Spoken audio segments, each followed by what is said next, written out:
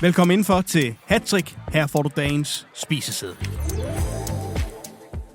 Der er igen uro i AC Horsens, hvor endnu en sag nu skaber spørgsmål om håndtering og interne problemer i klubben. Og så er VAR igen i fokus. Det er det efter endnu en erkendt fejl, og nu er sæsonens målsætning om fejl allerede overskredet.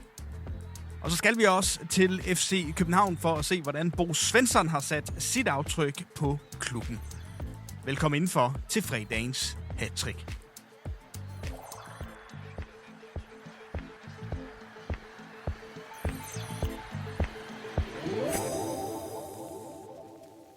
Der er igen, fristes man til at sige, uro i AC Horsens.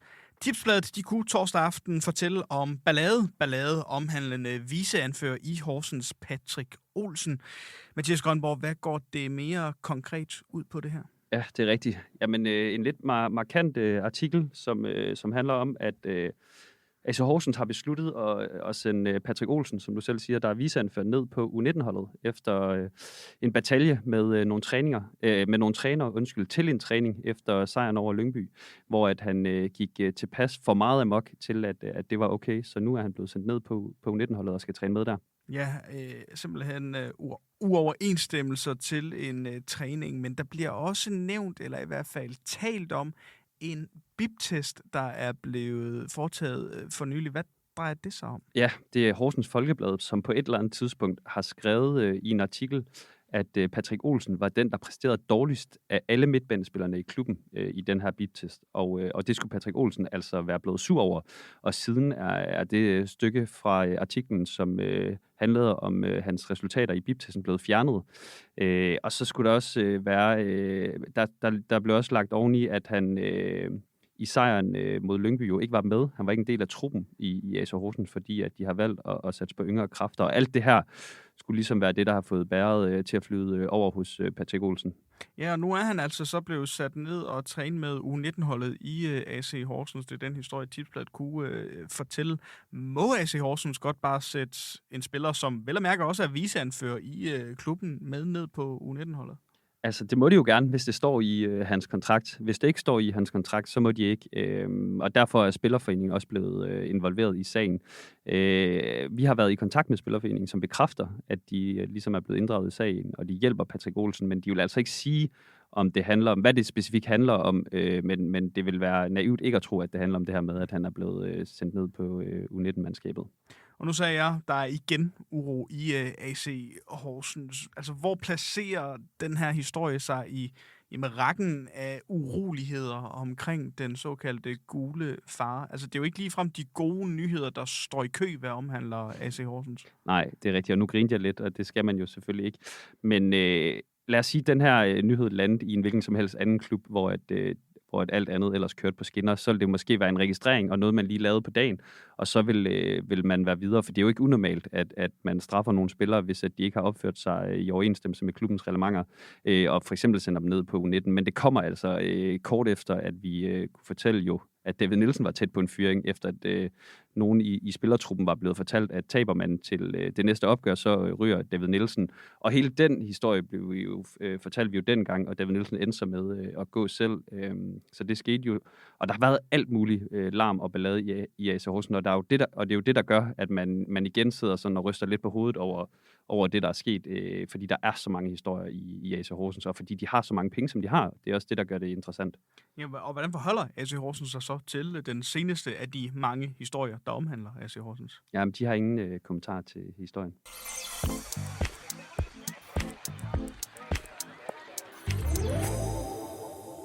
Og nu skal det handle om VAR i Superligaen. For VAR, det skulle gøre spillet mere retfærdigt, men nu er målsætningen for fejl allerede overskredet.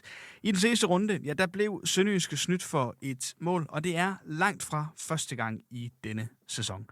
Martin Schmidt, hvad er det konkret for en situation, vi står i nu med VAR i Superligaen? Vi står jo i en situation, hvor vi taler mere og mere om VAR. Altså hele formålet med VAR er jo at undgå dommerfejl, og håbet er vel, at man med hele indførelsen af VAR skulle tale mindre om dommer og kendelser, men Jeg synes, tendensen er nærmest modsat. Det er som om, man taler mere og mere om det, og det hører jo også med, at det er fordi, det er mennesker, der styrer VAR. Altså, det er jo ikke et AI-system, der bare kører fuldstændig smooth. Altså, det er jo mennesker, der i sidste ende sidder og laver de her forskellige ting, som eksempelvis det forkert annullerede sønderjyske mål, hvor at det her point blev sat på skulderen i stedet for foden, som jo så gjorde, at målet blev fejlagtigt annulleret. Så vi taler rigtig meget om det, og det er jo med god grund. Og hvis vi så kigger på de fejl, som der er blevet erkendt fra DBU og dommerformandens side, hvad er det for nogle situationer, som tegner billedet her? Jamen, hvis vi gennemgår dem sådan lidt bagfra, så har vi lige været omkring det her sønderjyske mål, som fejlagtigt bliver annulleret i Herning. Så går vi tilbage til en helt horribel for dommerne, runde 21, hvor der er blevet erkendt 3 fejl. Viborgs Charlie Nuuk blev snydt for et straffespark i Aarhus. Andreas Poulsen fra Silkeborg skulle have haft rødt kort for at sparke Dario Osorio ned mod Midtjylland. Og så har dommer Michael Tyggaard fortrudt i VAR-rummet den her udvisning af Justin Jansen mod Vejle. Og før det i forårspremieren, der har de så også erkendt DBU, at Jaja Bojang fra OB skulle have været udvist for en tackling på Henrik Dalsgaard. Så 2026 har bestemt ikke været ret godt for dommerne. Det kan man roligt sige. Det er jo 5 erkendte fejl allerede på nuværende tidspunkt. Ja, og DBU har jo selv haft en målsætning om maksimalt 5 VAR-fejl på en sæson. 2026, som du er inde på, det er 5, som de erkender nu. Her har der været 5 fejl. Altså, hvor ligger vi henne, hvis vi også ser før nytår? Ja, altså det er jo 5 allerede bare på de her 7 runder, vi har haft i forårssæsonen indtil videre. Og så er det jo også vigtigt at have med, at det er DBU selv, der afgør, hvad der er en fejl. Så man kan ikke sige, at de selv kan styre, hvor mange fejl der skal være, fordi der er jo nogen, de ikke kan komme udenom. Men alt andet lige, så kan de jo selv bestemme, hvad er en fejl og hvad er ikke en fejl. Og dermed mere eller mindre direkte påvirke, hvordan statistikkerne ser ud. Så det er alarmerende, at der er 5 erkendte fejl på 7 runder. Men tilbage til efteråret, der var der jo 2 sådan klokkeklare eksempler på, at Michael Johansen han sagde, at det her det er en fejl. Der var en situation i FC Midtjylland Fredericia, hvor et FCM-mål skulle have været annulleret, som ikke blev det. Og så var der et rødt kort til Oliver Olsen, daværende Randers-spiller, som i en kamp mod Viborg, som han ikke fik, hvor han skulle have været udvist. Og det der jo så er, det er, at Michael Johansen, dommerformand, han siger jo selv i vores podcast Whistleblower, som vi optog i januar, at der var flere end de 2 fejl i efterårssæsonen. Han vil så ikke sige, hvilke, men det vil så sige, at de 2 i efteråret, plus de 5 erkendte, vi har nu, og vi så ved, der var flere i efteråret, så er vi jo på minimum 8, og det kan jo godt være, at der er endnu flere end det, og så er der jo vel at mærke stadig 42 kampe tilbage i slutspillene, så den er godt overskrevet, det her ambitiøse mål om maksimalt 5 fejl. Nu nævner du Michael Johansen, dommerformand for DBU, eller i DBU hedder det vel retter. Hvad siger han selv til, at grænsen om 5 fejl er blevet overskredet?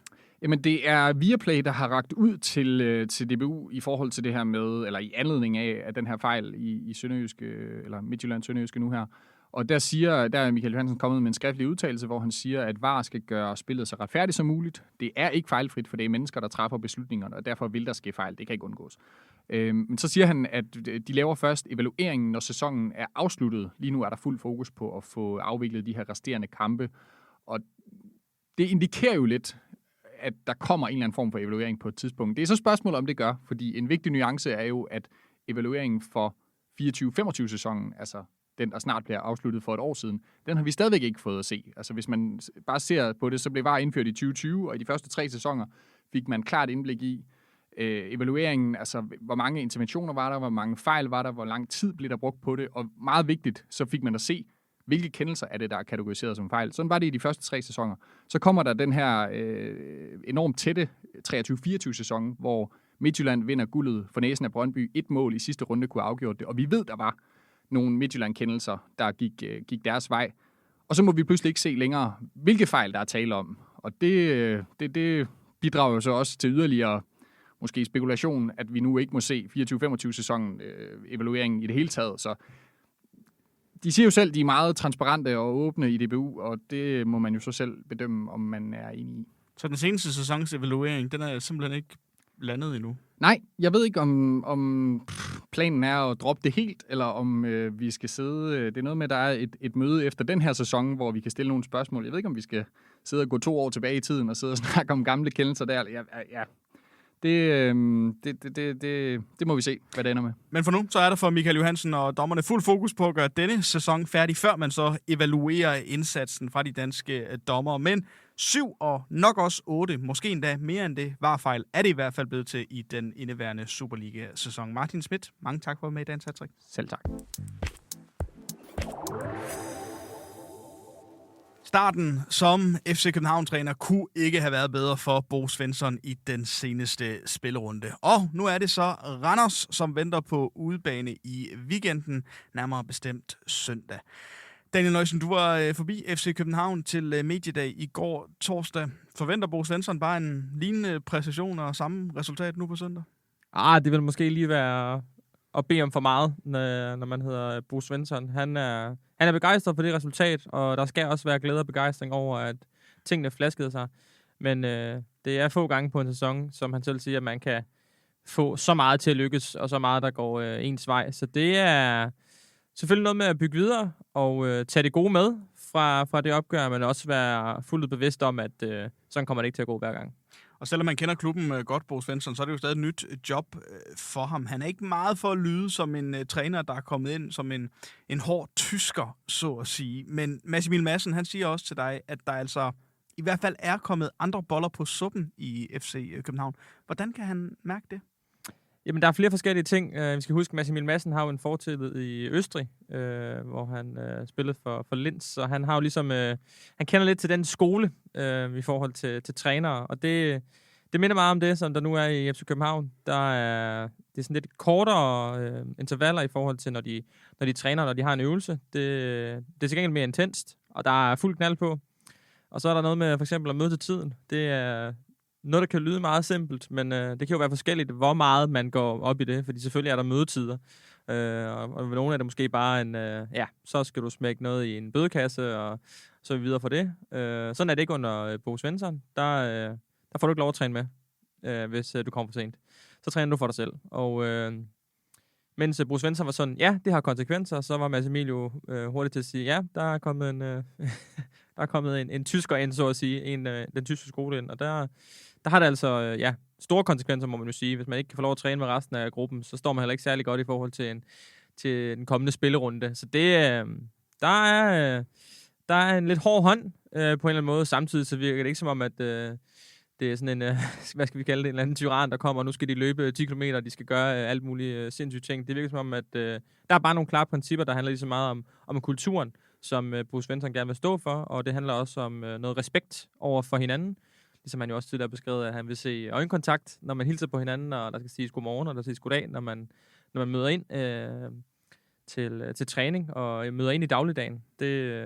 Der er en mand, der gerne vil have en sammentømret enhed, og så er det med at følge nogle simple råd og regler. Når man kommer ind som en træner, mens en sæson er i gang, så kan du ikke gå ind og ændre på alt med det samme, når der lige pludselig stadig er kampe, der skal spilles, og man kommer ind fra højre.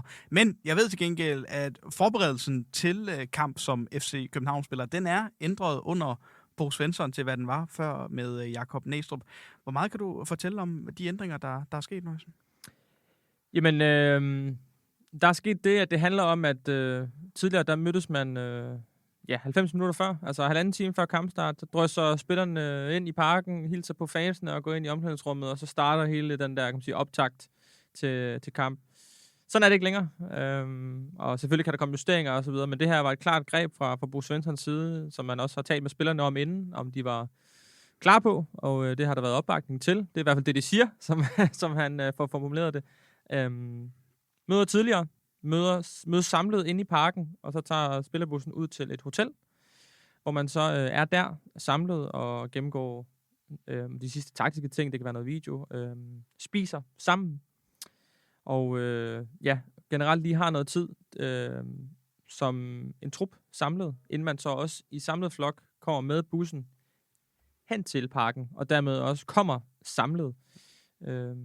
Bo Svenssons idé er, at prøv her, vi gør så mange ting i dagligdagen, sådan helt minutiøst i forhold til, hvilke træningsøvelser, og hvad skal de spise, når de er her, og hvad skal vi have fokus på, alt det her.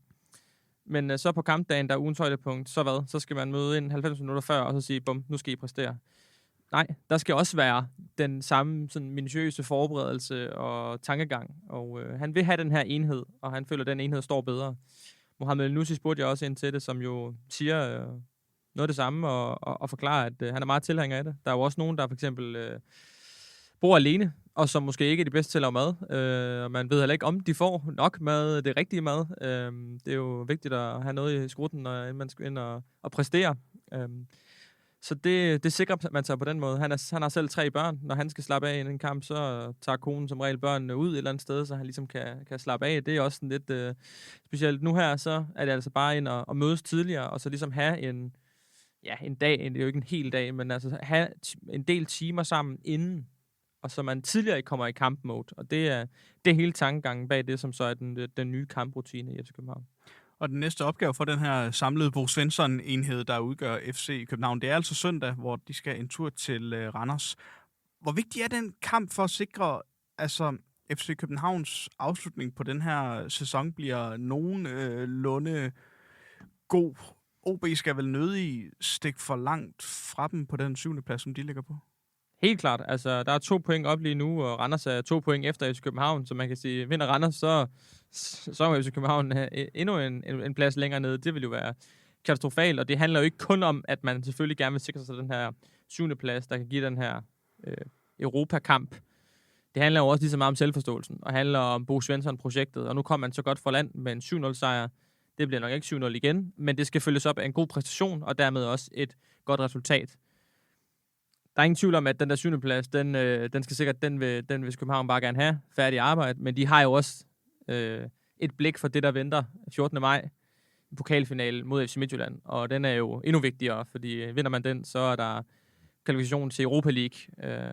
Kommer man i den her Europakamp, og vinder man den kamp, så er det jo kun Conference League-kvalifikationen. Så der er jo meget på spil, men også med blik hen mod den pokalfinale, så skal der jo være flere gode præstationer, før man måske for alvor kan have en tro inde i FC København på, at man kan byde skære med FC Midtjylland trods alt. Og derfor er den her kamp sindssygt vigtig, og jeg tror for hele sådan følelsen og fornemmelsen omkring FC København, i truppen, omkring Bo Svensson selv, fansene, medierne, alle sammen, der har FC København brug for, at det bliver til en sejr, og man får bekræftet, at man har gang i noget rigtigt, og at det nye, friske blod, der er kommet ind, var lige præcis den medicin, der skulle bruges på den her lidt syge patient. Der er nye tysk-inspirerede boller på suppen i FC København med Bo Svensson ved roret, og søndag, der er det altså Randers, der venter på udebane. Daniel Nøjsen, mange tak for at være med i dagens hattrick. Selv tak.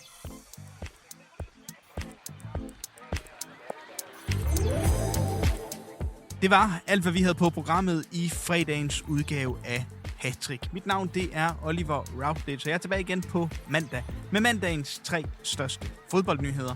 Og indtil vi lyttes ved igen, så må du have det rigtig godt. God weekend.